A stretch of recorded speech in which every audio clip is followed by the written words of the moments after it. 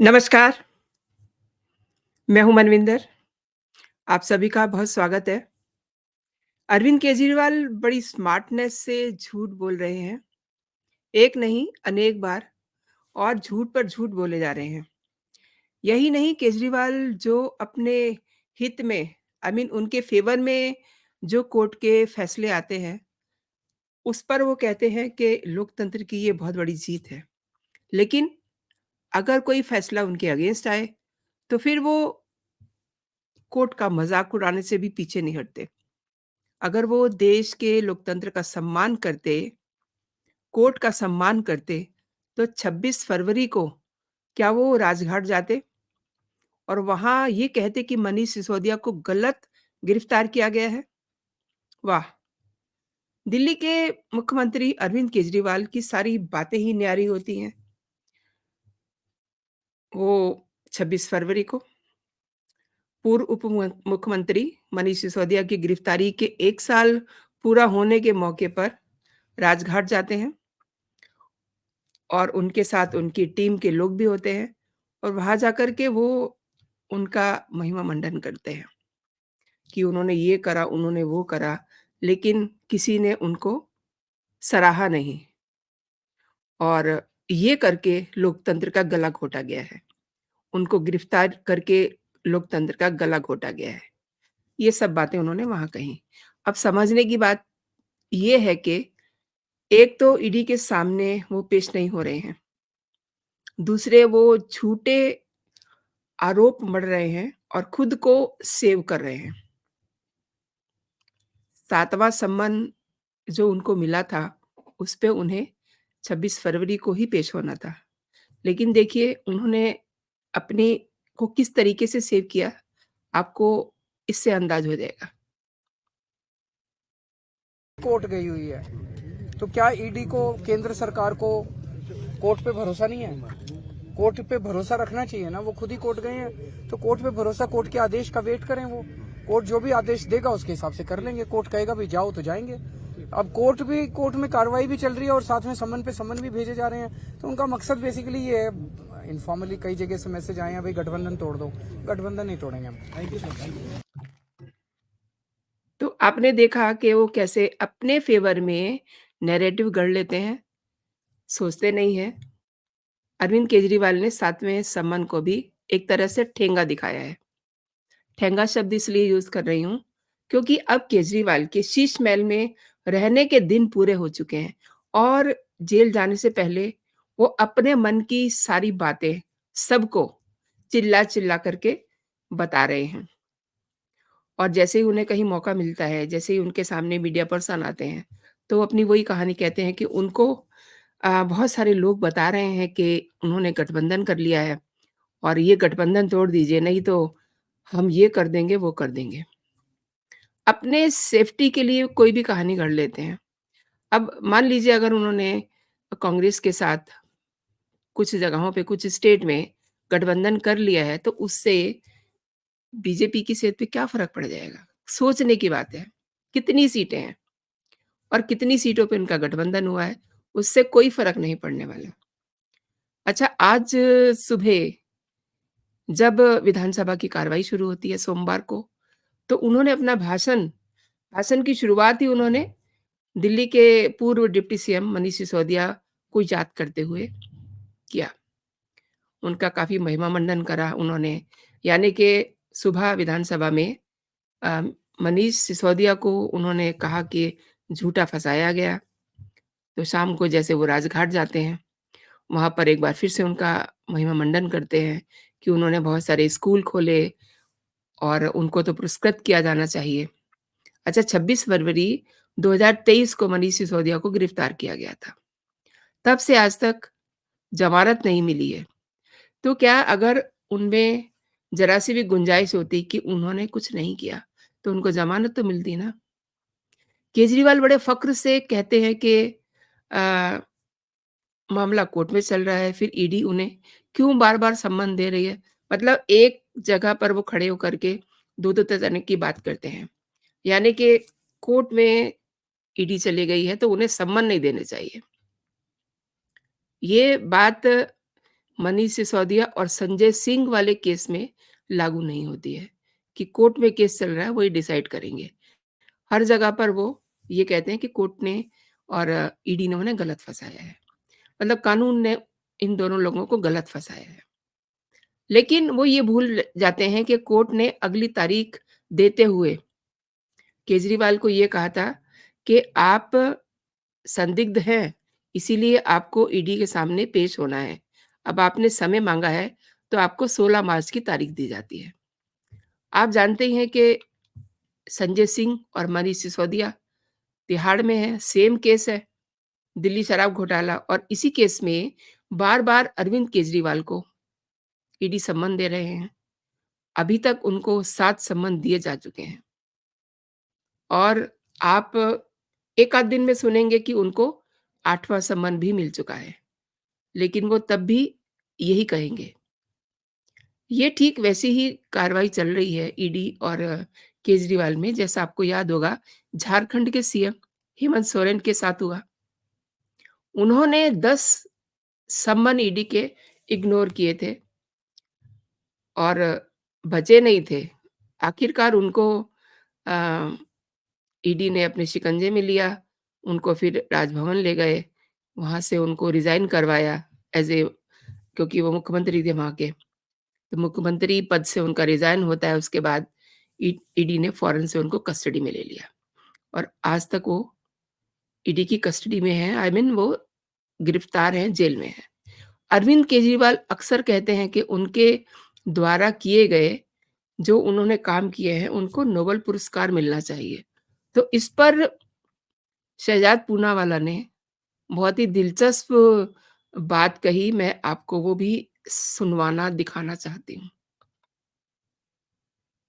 से लेकर शीश महल तक ऐसा कोई विभाग नहीं जिसको केजरीवाल एंड कंपनी ने ठगा नहीं, लूटा नहीं और अपनी काली कमाई और कमीशन का स्रोत बनाया नहीं। इसी मंच पर आपको याद होगा कि कई बार मेरे वरिष्ठ नेताओं को, भारतीय जनता पार्टी दिल्ली से नेताओं को, केंद्रीय मंत्रियों को और मुझे अवसर मिला कि आपको मोहल्ला क्लिनिक में जो लैब टेस्ट के नाम पर घोटाला हुआ, जो घोटाला बस में हुआ, जो घोटाला शीश महल में हुआ, उसमें तो कुछ चैनलों ने प्रमुखता से दिखाने का प्रयास किया, तो उनके पत्रकार के साथ क्या क्या बदसलूकी की गई। जिस प्रकार से शराब घोटाला हुआ, जिसमें कोर्ट किसी भी स्तर पर राहत देने को तैयार नहीं है, उल्टा टिप्पणी पर टिप्पणी करे जा रहा है कि प्राइमा फेसाई ये शराब घोटाला एस्टैब्लिश होता है।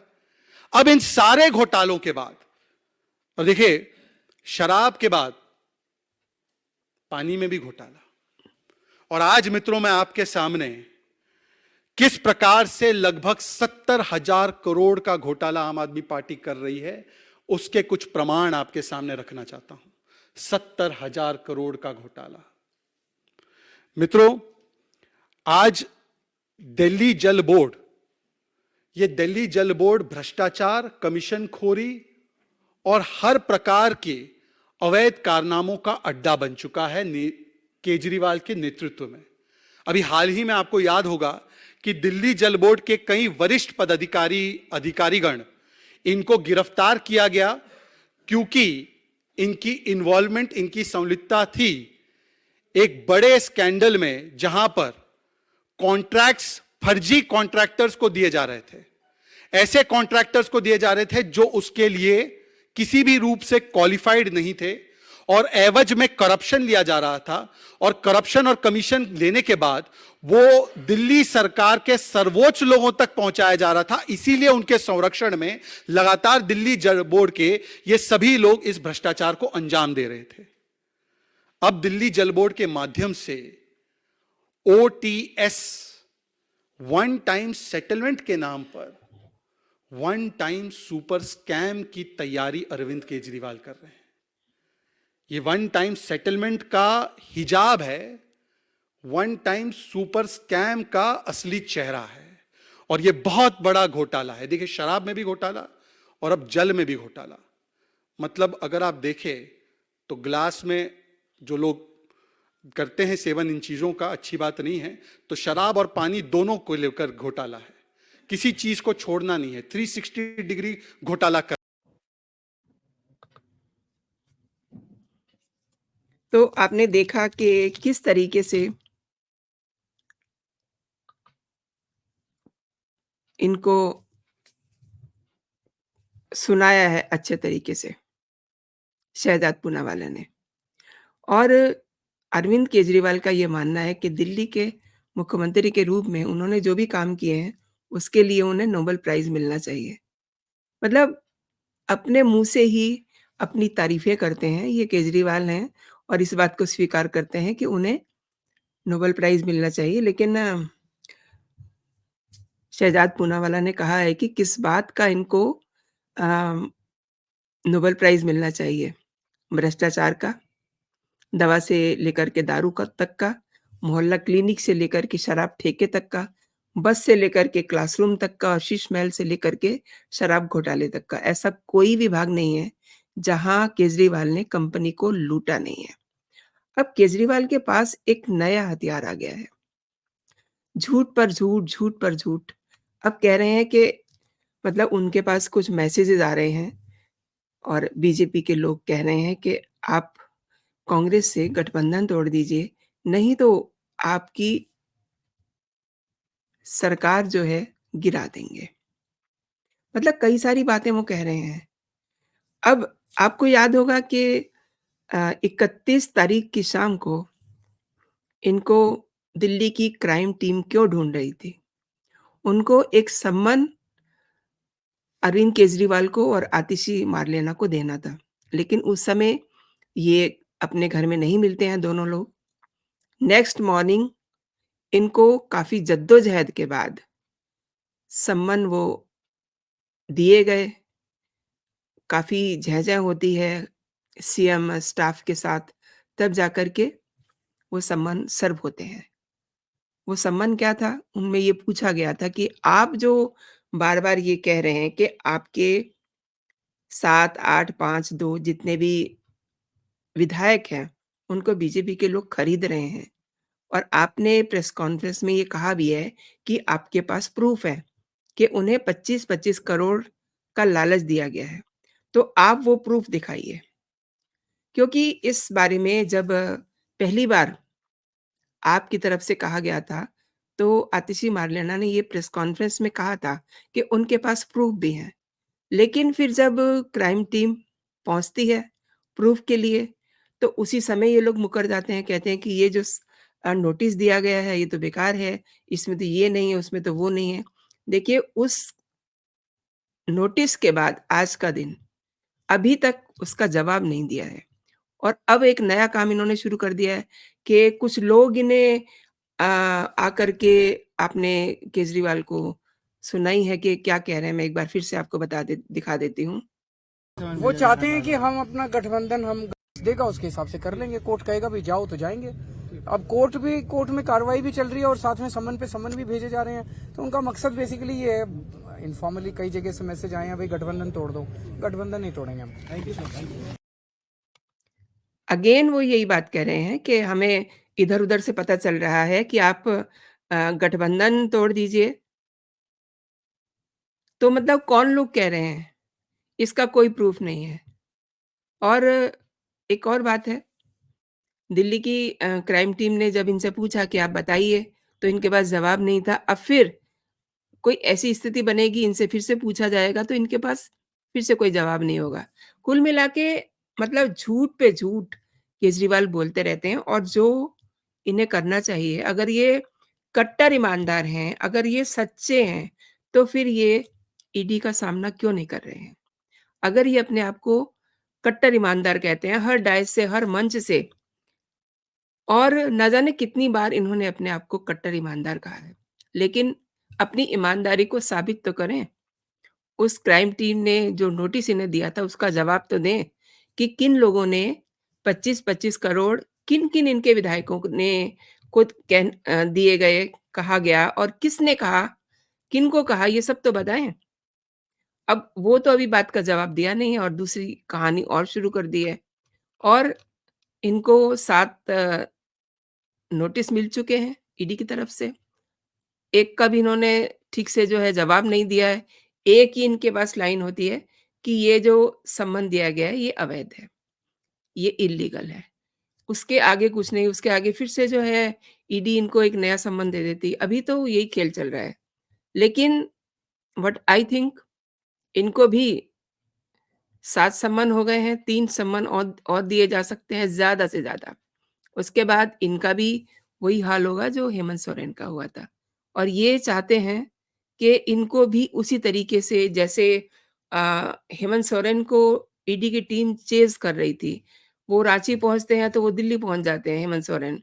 हेमंत सोरेन रांची पहुँच जाते हैं तो टीम दिल्ली आ जाती है। फिर जाकर के उनको रांची से उनको गिरफ्तार किया जाता है। ये इसी तरीके की सिचुएशन अपने लिए क्रिएट कर रहे हैं। और जब भी ईडी का सम्मन आता है, तो ये उसको अपनी क्लॉज़ लगा कर के इग्नोर कर देते हैं। लेकिन ये ज़्यादा दिन तक तो नहीं चलेगा ना। अब इनका विधानसभा का सेशन चल रहा है, तो वो भी खत्म हो जाएगा, उसके बाद इनका क्या लॉजिक होगा, ये भी देखना बड़ा दिलचस्प होगा। तो दोस्तों आपने मेरे साथ पूरा वीडियो देखा, बहुत-बहुत धन्यवाद। आपको अगर मेरे कंटेंट पसंद आ रहे हैं, तो आप इन्हें लाइक कीजिए, इन्हें शेयर भी कर सकते हैं आप।